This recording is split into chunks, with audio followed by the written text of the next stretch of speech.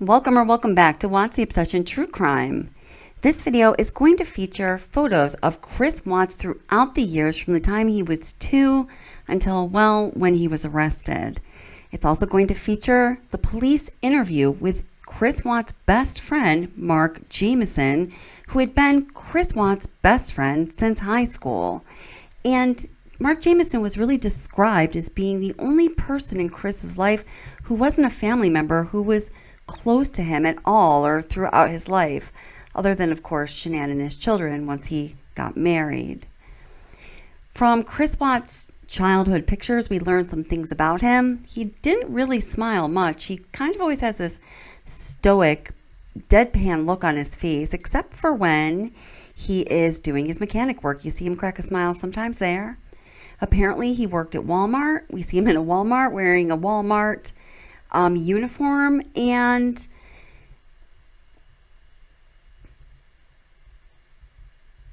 as Cindy Watts has told the world in a number of interviews, Chris apparently did play a lot of sports. There are pictures of him on sports teams, football and baseball, I think is what I saw.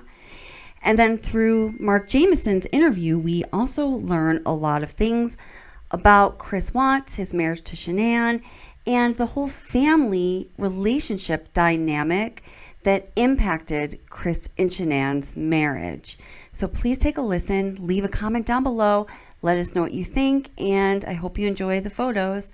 Listen carefully to Mark Jameson's interview.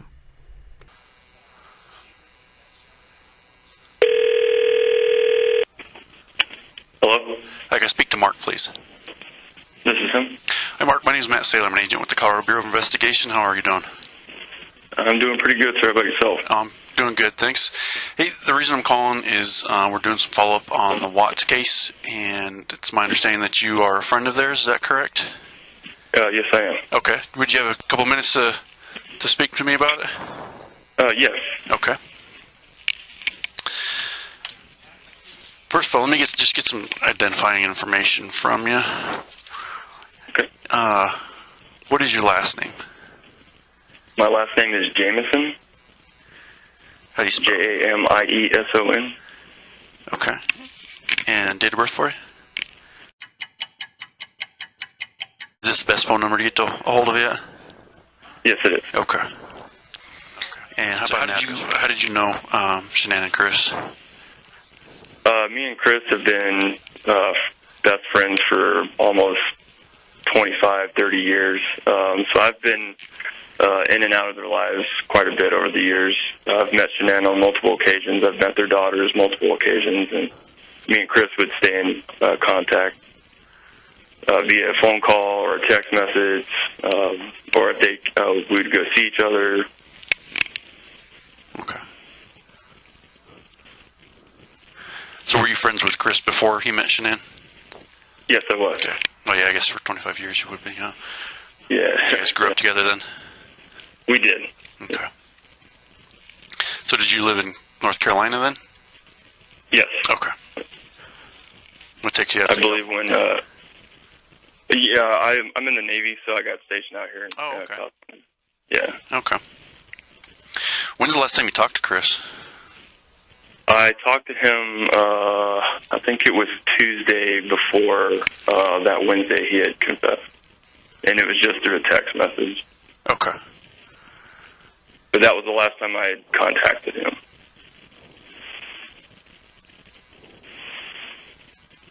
Did you initiate that, or did he? I initiated it. Okay. And was there like a back and forth conversation, or how did that go? No, it was just me basically saying, I hope he's okay, I hope the family's okay, that I knew he was busy and he's probably got a lot going on, and that if he needed to speak to me or if he needed anyone to talk to, he could let me know. And then he just reached back and said, thanks, man, and yeah, he's been busy. All right. And that was it. Okay. So before that, when's the last time you had a conversation with him? Before that, right off the top of my head, it was also a text message, and it was about, I want to say, a week and a half before this incident happened. Again, it was just through text message. and I was basically telling him, like, hey, man, reach out to me, like, talk to me. And he would text me back, but he never called me, and we never saw each other. Okay. Yeah. Was that unusual? No, I just knew he was busy. I just knew he had a lot of things going on. Just because the things that were going on with the family at the time, I could tell, like, he was busy, and I knew. I didn't press him. I didn't put any pressure on him. I just letting him know I'm here to talk if you need to talk. And, okay. Yeah. And he said he would. He just didn't reach out. Okay. And I'm just for my clarification, this is the text message before they went missing? Yes. Okay. Yes. So what kind of family things were going on? I just knew that his mom, Cindy, were fighting again, because Cindy had called me and told me that they had started fighting again, and I kind of was a little upset with Chris, because I text Chris and just let him know, like, hey, man, this has got to stop. Like, I'm tired of hearing this. And he reached back to me and said he understood, he knew what was going on, and he kind of clued me in on him and Shanann are going to separate and get a divorce. And that's when I told him, like, well, I'm here if you need to talk, man. And he said he would reach out to me some more, but he never really did after that. Okay. Yeah. What were Shanann and Cindy fighting about?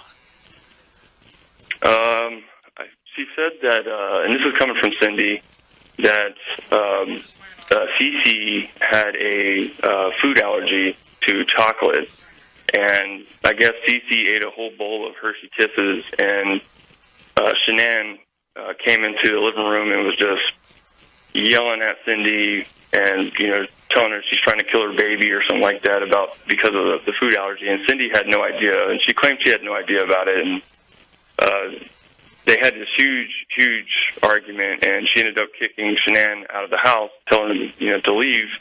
And then shortly after that, Cindy called me crying and afraid, because she was afraid she had just lost Chris, that, Shanann was going to, turn Chris against her, like what has happened in the past. And okay. So she had called me crying and just letting me know, and that's when I just text Chris, like, hey, man, like, what's going on, dude? And yeah. Okay. You said that in the past Shanann's turned Chris against Cindy. What can you tell me about that? Yeah, so right around the time when they were engaged, I believe, Chris and Shanann were engaged, this huge fight between Cindy, Jamie, and Shanann was taking place, and they all felt like Shanann was trying to turn Chris against the family, and for a little bit there, Chris was on Shanann's side, not really defending his family. But I guess over the course of a year or two, they ended up patching things up, and they finally made amends, and they had back to a talking relationship again. And okay. Then this happened, and so it was like we were basically going back to square one. Gotcha.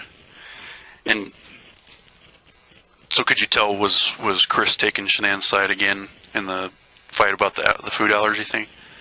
Yeah, so Cindy did say that Chris initially was on Shanann's side, like he was upset with his family. But then out of nowhere, Cindy did text me or call me again and say that Chris has decided to separate from Shanann. Okay. And then all of a sudden, like, it was Chris, he was even telling me during the text messages that he had seen the true side of Shanann and that he is done. He doesn't want to be with her anymore. And so we were like, okay. And that's when I was like, hey, man, I'm here if you want to talk. I understand this is going to be a big process, so just let me know, man. And he said he would, but he never reached out. Okay. Do you know what he meant by that when he said he saw the true side of Shanann? I didn't ask, because I didn't feel like it was my position to dig, but I had assumed that he had seen, because for years his family has always assumed that Shanann has been pretty shady, and I never really saw it, but they all had reason to believe that she was very, very, there was something about her, and Chris said he had finally seen whatever his family had seen. He had finally seen that side of her, and yeah. Do you know what it was that the family was seeing in her? She was just, this is what they were telling me, is that she was very shady. She had a dark past, like,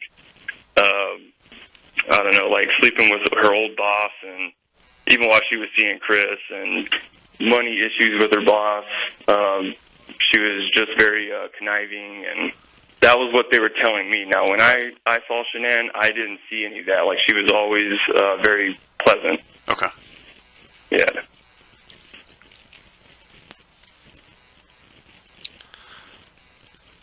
So you never had any issues with Shanann? No, I mean, I never saw that side. I didn't really trust her just because of a lot of things that were being said. Right. Yeah, but I never actually physically saw anything. Okay.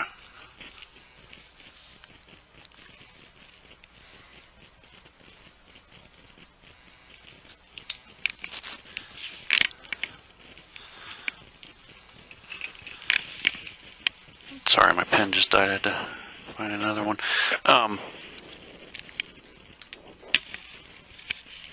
So he never really gave specifics about what he saw or the reason he was wanting to separate? He did not. I was basically letting him know about the conversation that I had with his mother, just cluing him in on what his mom was saying about Shanann, and he was not really confirming it, but confirming it that, yeah, I've seen that part of Shanann, but he never said exactly what he saw. He just said, I've seen that side of her, I've seen the true side of her, and I'm done. Okay. I was like, okay. In your conversations with Chris recently, have you noticed any changes in him? No, just in his eyes, I could tell he looked stressed. He looked wore out.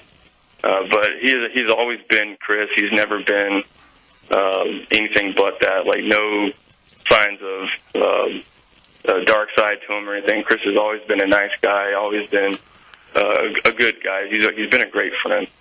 Okay. Even when I saw them in San Diego, Chris was still Chris. Like, he was your average, typical Chris. Yeah. How long ago was that? I believe that was in June, or no, not June, excuse me, July. I can't remember off the top of my head, but they came down for a trip, for a company trip. And okay. They only stayed for like a weekend, but I went down to see them one day. Okay. Are you pretty close to San Diego? I am. Okay. I've never heard 29 It's in the middle of the desert, and it sucks, but oh, really? I'm about 3 hours. Yeah, I'm about 3 hours from San Diego. Oh, okay.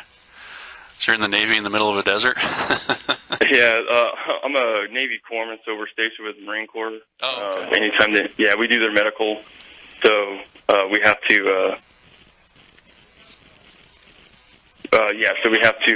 We do their medical for them.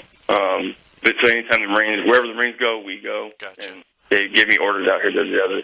Okay. So what was your opinion of Shanann then? Initially, I liked her. I remember when Chris first met her, he was so excited about it, and I was excited for him. But over the years, like I said, the family had really, Chris's family had really had an issue with her, and she had an equal issue with his family, and it's just kind of, I started to get the uneasy feeling that they were getting. But again, like, I never really saw anything that they were seeing, because I think they were more close to her than I was. I was just Chris's friend, and they're the family. They're on that constant form of contact. But for me, every time I was there, I went to their house, or they would come see me, or we would text or talk. Like, they were always good. They always seemed fine. And Shanann never really exhibited anything that they were claiming, but there was always, after a while, there was that uneasy feeling about her, like something has to be there if everyone's got such a problem with her. Okay, but you never saw anything yourself? But I never actually saw it. Okay. Did Chris ever tell you about any of those things that he also saw in her that her family was talking about? He did not. Okay. And again, I didn't press, because I didn't want to, dig into his personal life. Right. Yeah. Okay.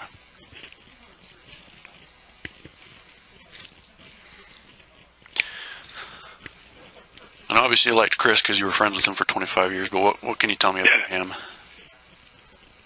Chris, he has always been a quiet guy. He only opens up to the people that he's comfortable with. He's the type of guy that would do anything for you. He'd bend over backwards for you, and he's been there for me multiple times when I went through issues with relationships or whatever. Like Chris is, he's been a brother to me, big time, and I still love him as a brother. Like, this all comes as a shock, but still, like, Chris is a good guy, and the way the media is painting him out to be that's not Chris at all. Yeah. Okay. Yeah. And he loved his daughters very, very much. Do you ever know him to have a temper? I have never seen a mean side to Chris ever. Okay. He's much like his mother. His mother's very kind-hearted and sweethearted, and Chris is relatively the same way. So obviously he would come to you and talk to you when he was having issues in his life. What other ways did he have, that to deal with conflict or issues in his life? For these past couple years, him and I haven't really talked much. I would say like the past 3 or 4 years, but if he was truly going through something serious, he definitely would have reached out to me. But I know he also had support wherever he was in Colorado. There was also his friend base that he had in Colorado that I'm sure he probably reached out to them more than he did with me. But but ultimately his whole, to my understanding, his whole routine was basically just go to work and take care of the girls. Okay. Do you know who his friends are here in Colorado? I do not. Okay. I've never met any of them. Okay.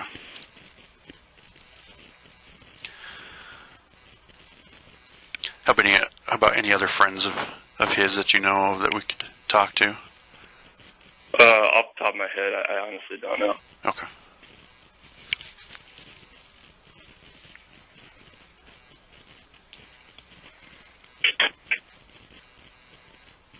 Because I think a lot of the people he knew, Shanann had known. I'm sorry, say that again? I said that a lot of the people that Chris knew, Shanann knew. They were Shanann's friends. Oh, okay. Gotcha. Yeah.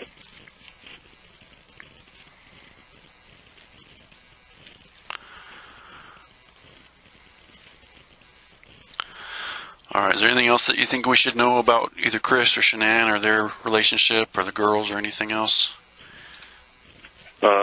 Not that I can think of. Any questions that I haven't asked that you think we should be asking, or anybody else that you think we should be talking to?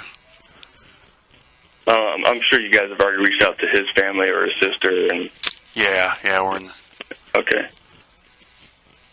Then I think that would pretty much cover it, unless you guys could track down whoever his friends were in Colorado. Okay.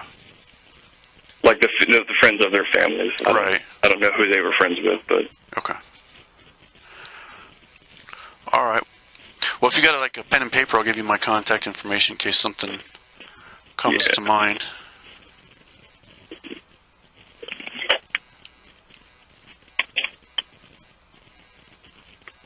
Okay, go ahead.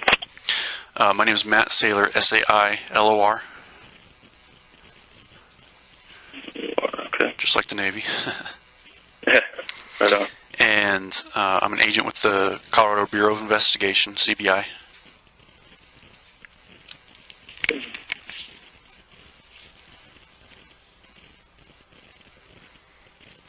Do you have a phone number or anything? Yep, 303. Okay. So if any other information comes to mind, something you think we should know, something you forgot about, or other people you think we should be talking about, feel free to reach out to me and give me a call. We'd like to have as much information as possible, so anybody that we can talk to would be good.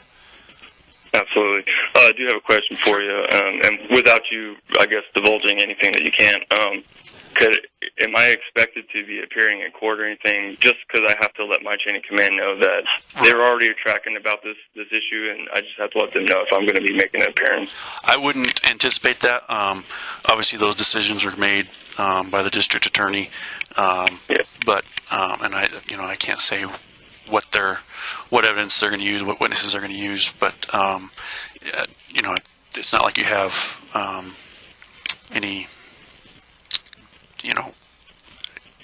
I mean, it's all important information, but it's not, Yeah, like, is pertinent it going to to the make them actual innocent? events. Is it going to make them guilty?